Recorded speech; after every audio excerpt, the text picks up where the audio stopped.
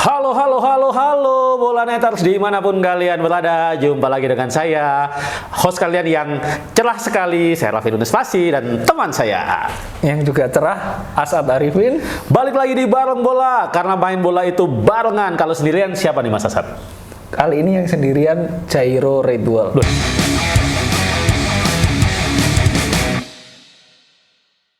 Kenapa Jairo Ridwal sendirian nih? Ya, kan kemarin kita habis ada 3 pemain naturalisasi baru nih. Wah. Nah, si Jairo ini kan udah lama disebut-sebut, tapi kok nggak diproses-proses itu. Jadi dia sendirian. Sendirian ya. Apalagi di pertandingan terakhirnya bersama klubnya ini dia bisa dibilang mukul pemain lah sampai kena kartu merah. Jadi teman-temannya main, teman-temannya dinaturalisasi, dia sendiri. Dia sendiri. Kita doakan yang terbaik lah. Kita doakan yang terbaik. Oke, tadi udah sedikit disinggung sama Mas Asad untuk edisi Bareng Bola kali ini kita mau bahas mungkin tipis-tipis soal soal timnas Indonesia. Nah, tadi Mas Asad udah menyebut ada 3 pemain baru yang baru saja resmi diambil sumpahnya ya. Iya, betul. WNI ada siapa aja sih? Bukan diambil sumpahnya, proses ya kan diambil sumpahnya dulu. DPR sudah selesai terus diambil sumpahnya. Terus habis itu kan pergantian federasi. Iya. Nah, ini kemarin siapa aja nih Mas? Mungkin bisa cerita yang 3 pemain baru ya? Ya, yang diproyeksikan untuk kelompok umur ada 2, ada Dion Mark sama Tim Gapens. Ini yang awalnya diproyeksikan untuk tim kelompok umur ya. Sayangnya nggak bisa main di Piala Asia U20 yang minggu ini. Yang pelatihnya Indra Safri yang main di Kina. Mepet ya? Waktu pendaftarannya mungkin udah lewat telat. Sayang banget ya. Itu yang 2 untuk tim kelompok umur, tapi masih bisa di U23 kan? Oh iya. Piala Asia nanti Piala Asia U23 bulan Juni kalau dia salah sekitar segitu. Masih bisa. Yang satu lagi untuk tim senior, memang usianya masih muda tapi si Ole Romney yang sekarang bermain di Oxford United, satu tim sama Marcelino. Oke. Nah, ini kan menarik ya. Tadi Mas Asad bilang ada 2 untuk kelompok umur, yang 1 untuk tim senior. Tim senior ini kan proyeksinya nih nanti untuk bulan Maret ya, kualifikasi Piala Dunia. Australia sama Bahrain.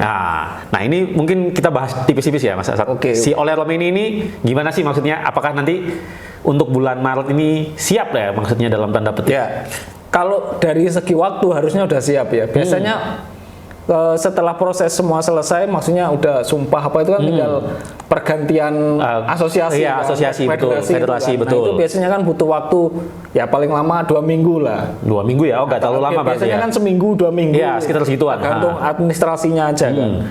Sama FIFA kan akan ngecek ini udah pernah belum sih main. Oh iya betul. Kayak gitu-gitulah. Nah, itu biasanya agak cepet. Kalau si Ole ini harusnya tidak ada kendala. Beda sama beberapa pemain. Kayak Mark Klok itu kan waktunya butuh waktu lama kan, karena ada administrasi yang memang harus dipenuhi. Tapi kalau si Ole ini harusnya bisa main untuk lawan Australia sama Bahrain gitu. Itu kan tadi kan secara administrasi ya. Sekarang kalau kita bahas kan mungkin yang bolanya terus pada bertanya-tanya ini, Ole Romeni ini kan seorang striker ya? Seorang striker. Nah, ini kira-kira gimana? Istilahnya mungkin dia kan baru pindah klub juga nih. Kan dia baru pindah klub dari Belanda pindah ke Inggris, Oxford, baru pindah 1 bulanan lah, sekitar 1 bulan. Bursa transfer musim dingin ya. Mungkin Mas Asad udah bisa ceritain nggak di Oxford dia gimana? Apakah dia masuk kelompok umur kayak Marcelino atau dia langsung di tim utama? Apa udah ngegolin berapa atau gimana? Kalau di Oxford ini kayaknya si Ole ini masih butuh waktu untuk adaptasi. Adaptasi betul. Karena ya harus diakui tidak akan mudah untuk pindah negara lalu pindah klub. Ini nggak semua pemain bisa menjalaninya dengan baik gitu loh. Apalagi di tengah musim.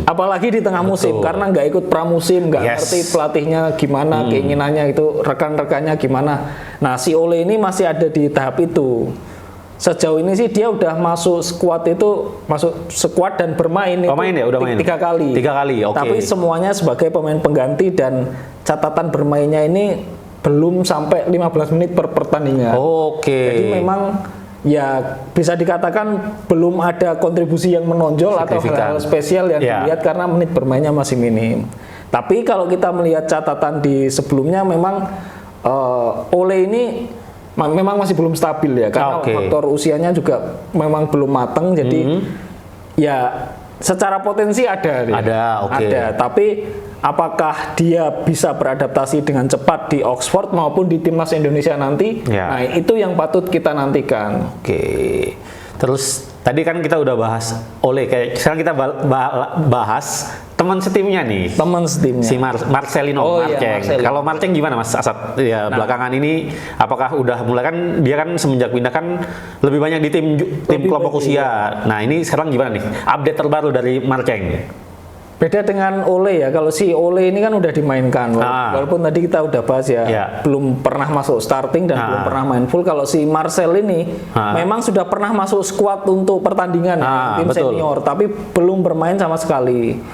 Dia lebih sering main di akademi maupun di tim kelompok usia, ya. Termasuk yang kemarin bikin hat-trick itu, betul. Yang rame banget tuh di Indonesia. Ya memang sesulit itu untuk menembus tim si Oxford ini kan divisi 2 ya. Divisi 2 championship dia di championship. Memang sesulit itu untuk menembus championship. Bahkan Marcelino yang di sini udah levelnya di atas rata-rata lah. Di atas rata-rata. Itu pun masih kesulitan. Nah, kita bisa berkaca juga dengan pemain Indonesia sebelumnya yang ada di Inggris ya, Elkan Bagot. Wah, Elkan Bagot, nah ini menarik nih. Waktu di Ipswich musim lalu kan di championship kan. Iya, betul. Dia juga sulit untuk menembus tim utama. Akhirnya sampai dia dipinjamkan ke tim yang di kasta di bawahnya. Nah, jadi Marcelino nggak bermain itu bukan berarti Marcelino yang kurang berkualitas, tapi memang sesulit itu. Levelnya itu sesulit itu. Setinggi itu. Memang walaupun dibilang kasta kedua di Inggris, tapi memang sesulit itu. Nah, tadi Mas Asad ini sempat menyebut satu nama yang menarik. Iya. Elkan Bagot. Elkan Bagot ini kan kalau bola netters tahu kan sepanjang hampir 1 tahun ya kayaknya ya, ada ya? Belum ya? Beberapa bulan terakhir lah ya. Terakhir Piala Asia 2023. Oh ya, itu lumayan. Awal 2024 kan. Oh ya, berarti ya bener lah, udah 1 tahun, sekitar 1 tahun lebih tidak dipanggil oleh pelatih timnas yang sebelumnya, Coach Sintayong. Nah, ini kita mau bahas nih. Dia kan musim ini juga kan dipinjemin lagi ya. Dipinjemin ke Blackpool. Nah, ini Mas Asad gimana? Dia sekitar sudah setengah tahun ya di Blackpool. Performanya gimana sih nih Elkan nih? Elkan ini yang apa ya? Paling menarik lah. Paling menarik. Pemain aboard Indonesia sekarang itu yang paling menarik itu si Elkan. Kenapa? Karena Elkan kan habis cedera tuh. Habis cedera. Kan awal-awal dipinjamkan di Blackpool itu dia main 2 pertandingan. Setelah itu dia cedera. Terus sempat pulih, sempat latihan, cedera lagi. Nah, ini sekarang dia udah sembuh. 5 pertandingan Blackpool berturut-turut dia dimainkan dan 4 diantaranya ini dia main penuh. Main penuh. Main penuh. Keren juga. Main penuh. Blackpool ini kan main di League A, League One, divisi 3. Divisi 3. Di musim-musim sebelumnya kan juga dipinjamkan di klub divisi 3 kan dia. Nah, si Elkan ini mainnya udah main penuh dan bikin 1 assist waktu itu. Oh, lumayan juga ya. Jadi Elkan ini sembuh dan menemukan performa terbaiknya di waktu yang tepat. Karena Indonesia kan bulan Maret kan akan main. Nah, terus si Justin Hubner ini kan absen lawan Australia. Iya, akumulasi kartu kan. Iya, betul. Nah, jadi ada 1 slot yang mungkin bisa diisi oleh si Elkan Bagot. Nah, secara kualitas dia kan ada ya. Dia sangat layak untuk membela timnas ini. Cuman waktu di era sebelumnya kan kita tahu lah. Ya, nggak perlu kita bahas. Iya, nggak perlu. Udah pada tahu lah bolanya. Ada komunikasi yang kurang baik. Gitu sih. Tapi berarti kalau Mas Asad bilang gitu, berarti adalah ya kemungkinan dipanggil oleh Coach Kluivert nanti adalah ya. Kalau kita rujukannya pernyataannya Kluivert waktu diperkenalkan sebagai pelatih timnas Indonesia. Dia butuh pemain yang bermain secara reguler. Berarti masuk ya, Elkan 1 kriteria udah masuk. Sudah masuk, betul. Sekarang tinggal apakah dia cocok dengan taktiknya apa enggak, atau memenuhi standarnya Kluivert apa enggak. Ini menarik. Nah, terus kalau kita masih di Inggris nih, karena masih ada 1 lagi nih pemain timnas. Masih ada 1 lagi, adalah si Nathan Chow Aon. Nah, ini Nathan. Kalau Nathan gimana Mas? Update terbaru beberapa bulan terakhir ini gimana kalau si Nathan ini? Nathan ini sebenarnya yang paling agak kurang beruntung lah nasibnya. Kenapa tuh? Kurang beruntungnya kenapa? Karena sebenarnya kan media-media di Wales, walaupun Swansea ini mainnya di Inggris, tapi kan asalnya kan Wales, betul. Memang negaranya di Wales, betul. Kayak klub Brunei ikut Liga Singapura. Oke. Media-media sama pandit-pandit di Wales ini sudah bikin ulasan bahwa sebaiknya Nathan ini meninggalkan Swansea. Swansea pindah ya. Karena minim menit bermain di putaran pertama. Oke. Sayangnya di bursa transfer Januari 2025 si Nathan ini entah apa yang terjadi ya, dia nggak pindah gitu loh. Nah, kondisinya sekarang adalah menit bermain yang sangat minim. Sangat minim. Sebenarnya ini sangat disayangkan ya. Karena kembali lagi ya, Clifford kan butuhnya pemain yang reguler, mainnya reguler. Nah, Nathan ini harus berjuang ekstra nih. Berjuang ekstra. Padahal secara potensi dia punya ya. Dia bukan pemain kaleng-kaleng lah ya. Dan satu hal yang saya sukai dari Nathan itu dia bisa memainkan banyak posisi. Oke, ya betul. Dia bisa gelandang bertahan, dia bisa back kiri, dan kualitasnya oke. Nah tadi ini ada yang menarik. Aku juga baru ingat nih. Tadi Mas Asad senggol soal back kiri. Soal bursa transfer. Betul. Ada pemain timnas nih bola neters, timnas Indonesia yang baru saja pindah klub. Ada satu namanya back kita si Sandy Walsh baru saja. Bukan back kiri. Back kanan, dia back kanan. Aku ingetnya ya. Dia Sandy Walsh baru saja meninggalkan klubnya di Belgia, Liga Belgia, ke AV Mechelen. Terus dia pindah. Nah ini yang menarik sih, kan banyak yang bilang bahwa wah dia Eropa, tapi ternyata tiba-tiba dia pindah ke Asia, pindah ke Jepang nih, ke J1 League, ke salah satu klub J1 League, Yokohama F Marinos. Nah ini gimana Mas Asad? Marinos ini musim lalu kan papan tengah ya, peringkat 9 atau 10 kalau klasemen akhir ya. Dia sekitar agak tinggi dikit, menengah ke atas lah. Menengah ke atas. Bukan yang bersaing untuk gelar juara. Awal musimnya itu dia sempat kan memang kalau musim lalu kan dia juara bertahan tuh. Lawan Vissel Kobe, ternyata awal musim tuh sempat oke, terus tiba-tiba turun. Yang penyerangnya jadi top skor Anderson Sales. Anderson ya. Ya Anderson betul. Ini situasi yang dihadapi Sandi ini kan ya ini pilihan yang realistis ya, karena si pelatihnya KV Mechelen ini udah bilang dia si Sandi ini nggak masuk dalam skemanya dan jarang bermain musim ini. Memang jarang bermain berarti. Jarang banget bermain gitu. Dia pindah ke Asia, ke Jepang sebenarnya bukan masalah ke klub Asia mananya gitu. Tapi beberapa pemain Indonesia yang di Jepang ini nasibnya kurang beruntung. Kurang bagus ya. Terakhir ada Hapner yang di Cerezo Osaka dipinjam. Jarang dapat menit bermain. Jarang, betul.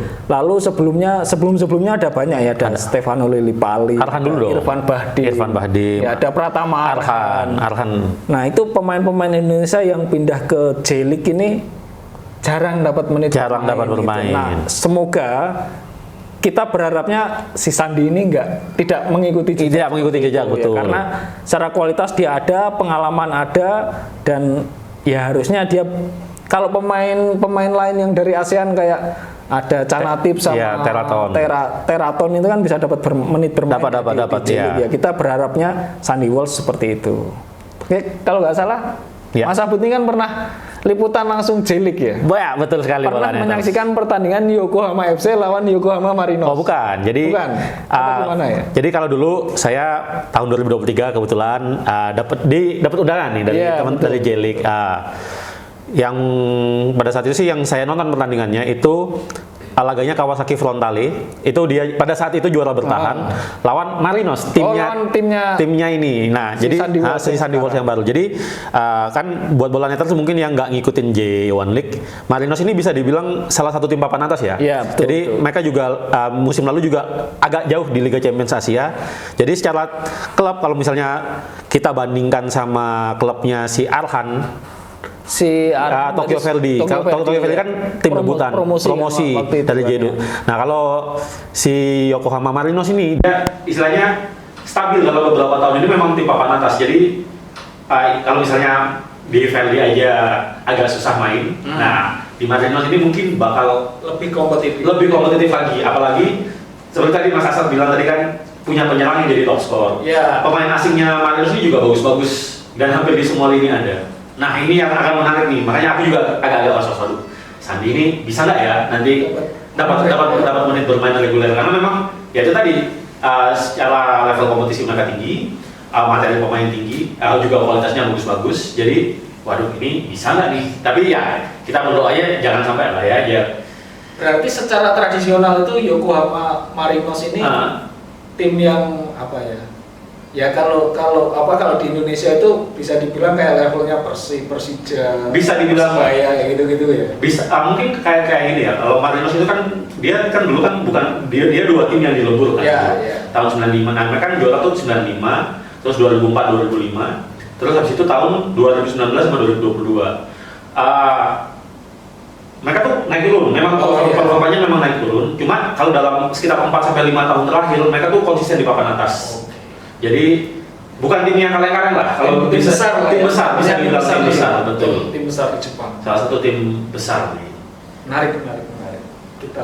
Kita lihat Sandy Walsh. Nah, tadi kan udah Sandy Walsh ini udah di Asia nih. Oh iya betul. Nah, udah di Asia. Kita ini sekarang kan ada selain di Asia di Jepang kan baru Sandy Walsh nih. Kan ada sekarang kan lagi ngetren ya. Ada tren baru nih kan pada pindah ke Thailand. Pemain timnas Indonesia pada main di Thailand. Sekarang kan kalau nggak salah ada si Asnawi, ada Arhan, terus ada si Ronaldo Kuateh juga. Ya, sama Mesal. Yang paling baru Mesal 20. Nah, Mas Asad gimana nih? Kita pemain kita yang lagi main di Thailand. Iya.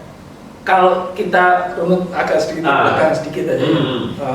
Dulu di era ketika sepak bola Indonesia itu kena sanksi itu kan beberapa pemain Indonesia pernah main di Thailand. Betul. Iqbal Nevo, terus Greg juga, sama Sergio Van Dijk. Oh ya, Sergio Van Dijk. Saya lupa ada Sergio Van Dijk. Iya, betul. Di Iran kan? Iya, betul. Nah, sekarang ada lagi nih tren-tren ini. Yanto Basna sebelumnya. Yanto Basna. Kemudian Asnawi yang cukup sukses, lalu disusul Ronaldo Kuateh yang sayangnya Ronaldo Kuateh ini semenjak cedera itu. Yang pas di Turki itu bukan? Bukan, iya waktu di Turki tapi dapat cederanya di timnas. Oh iya, tahu. Iya kan yang di GBK itu. Betul. Yang persiapan apa namanya lupa saya. Pokoknya persiapan dia cedera lutut, setelah itu dia agak kesulitan mendapatkan level terbaiknya gitu. Nah, dia mencoba peruntungan di Thailand, sayangnya musim ini dia masih belum cukup beruntung sehingga klubnya ini dipinjamkan ke tim yang divisi 2 ya. Nah, yang menarik adalah Pratamara. Wah, ini kita turut senang ya dengan karir Arhan di klubnya sekarang Bangkok United. Karena setelah di Tokyo Verdy dia nggak dapat menit bermain, di Suwon FC juga nggak dapat menit bermain. Di Tokyo Verdy Bangkok United Arhan sejauh ini sudah memainkan 5 pertandingan. 5 pertandingan di Liga, 1 pertandingan di pialanya Cup. Ada 6 pertandingan dan kemarin ciri khasnya dia. Lemparan ke dalamnya sudah memakan korban. Kalau nggak salah dua gol ya, udah 2 gol yang tercipta dari atau satu gol tercipta dari lemparan ke dalamnya Arhan. Yang satu asik ya, kipas sih.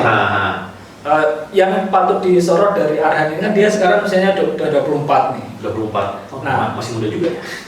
Karena maksudnya kan kalau kita ingat kan dia dari kayaknya udah 7 tahun, ternyata sudah 24. Ini kan usia transisi antara pemain kelompok usia ke yang senior. Betul. Si Arhan ini waktunya mencari klub yang benar-benar bisa ngasih menit bermain dan membuat potensinya ini berkembang. Betul. Dan nggak bisa coba-coba lagi, wah aku mau ke Eropa tapi nanti nggak dapat bermain. Lebih baik dia seperti sekarang bermain stabil dan performanya bisa menanjak. Karena ketika Arhan performanya bagus, ini bagus juga untuk timnas ini. Iya. Apalagi kan ini kan di sektor bek kiri ya kalau Arhan kan itu kan ketat ya, ada Arhan, ada Calvin Vergo, ada Saint Patinama, terus nanti ada lagi yang mau masuk ini si siapa? Go Ahead Eagles, pemainnya Go Ahead Eagles Saint David Sin, pokoknya pemain Go Ahead. Iya. Kan ini kan kiri ini semakin menumpuk ini, jadi bagus lah pokoknya. Keputusan Arhan pindah ke Bangkok United ini adalah keputusan yang benar. Sama kayak misalnya Egy ya. Egy ketika pindah pulang ke Indonesia kan banyak dicibir banyak orang. Ya. Tapi ternyata 2 musim ini, terutama musim ini Egy itu mainnya bagus banget karena kalau di Eropa kan dia sulit bermain reguler setiap akhir pekan dan di Dewa United ini dia bermain setiap akhir pekan dan kan dia datang ke Dewa United kan dalam kondisi cedera. Iya, barusan pulih. Cedera lutut kan bersama timnas itu kan. Lalu di Dewa United musim pertamanya memang nggak terlalu melonjol, tapi musim kedua dan musim sekarang terlihat banget tuh Egy. Jadi di usia-usia Egy, Arhan, mungkin Witan Sulaiman juga itu sudah waktunya mencari tim yang bisa memberikan menit bermain reguler ya. Kalau Marcelino masih bisa bermain, masih muda, masih 20 tahun kan. Cari pengalaman sebanyak-banyaknya. Nah, mungkin ini sebelum kita penutupan ya. Tadi kan udah bahas pemain-pemain di luar, yang di luar. Nah, sekarang kan Patrick Kluivert dan asisten-asistennya kan udah datang nih ke Indonesia nih, mulai awal Februari kemarin ya. Nonton beberapa. Nah, ini nih yang mau saya bahas. Kan dia datang nonton beberapa pertandingan kayak Dewa United, Persija, Persita. Nah, ini Mas Asad ngelihatnya gimana nih? Kira-kira pemain-pemain mana nih yang dari pertandingan itu ya, mungkin yang disaksikan langsung sama Coach Kluivert dan Pastol, dan ini kira-kira siapa nih yang bisa diambil? Bisa diambil lah nanti buat bulan Maret nanti. Yang pertama, ini bukan bermaksud membandingkan dengan pelatih sebelumnya, tapi apa yang dilakukan Kluivert ini kan sesuatu hal yang bagus. Pelatih timnas nonton liga liga domestik ini kan juga memberi motivasi ke pemain-pemain muda yang main di pertandingan itu untuk menunjukkan potensi terbaiknya. Ini hal yang positif dari Kluivert dan timnya. Nah, kalau siapa yang dilihat ini agak susah ya, karena pool pemain timnas ini kan banyak, kompetitif banget. Apalagi yang lokal ya, di liga lokal. Cuman yang menarik itu di Persita itu ada banyak pemain muda yang bisa potensial ya. Ada Yardan Yapri misalnya, lalu ada Tanamal siapa ya, lupa ya namanya. Tapi dua wingernya Persita ini mainnya cukup oke, walaupun agak susah ya kalau bilang menembus tim senior, karena saya itu kan ada Yakob Sayuri, terus ada Witan juga, Egy. Cuman apa yang dilakukan oleh Kluivert ini sesuatu hal yang positif.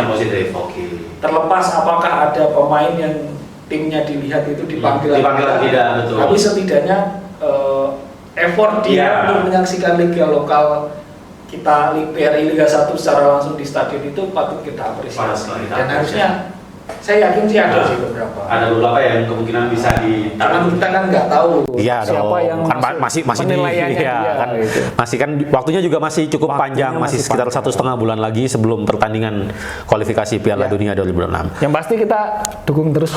Jelas harus.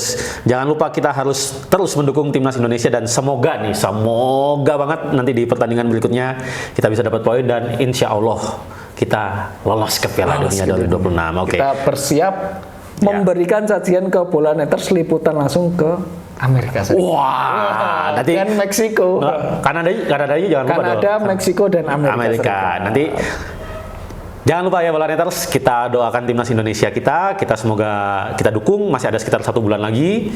Semoga persiapan timnas Indonesia lancar, dan kalau kalian pengen tahu update-update terbaru soal timnas Indonesia, pemain-pemain kita yang abroad atau pemain-pemain di Liga 1, langsung aja kunjungi www.bola.net dan lihat juga di kanal YouTube kami untuk pembahasan video-video menarik lainnya. Saya Serafin dan teman saya Asad Arifin. Kami pamit dulu, sampai jumpa. Dadah.